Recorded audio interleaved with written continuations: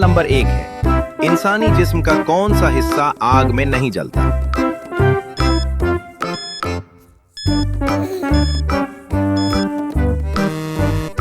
जवाब है दांत आग में नहीं जलता। सवाल नंबर 2 है, इंसानी जिस्म का सबसे ज्यादा गंदा हिस्सा कौन सा है?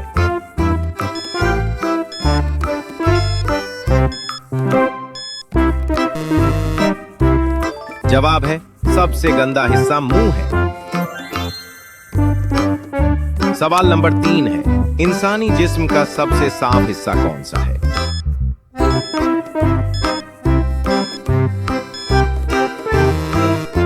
जवाब है सबसे साफ हिस्सा आंख है। सवाल नंबर 4 है, इंसानी जिस्म का कौन सा हिस्सा खून हासिल नहीं करता?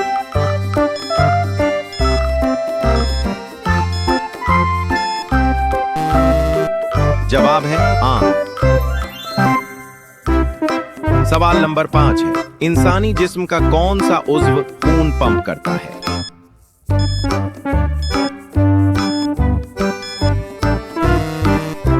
जवाब है दिल खून पंप करता है।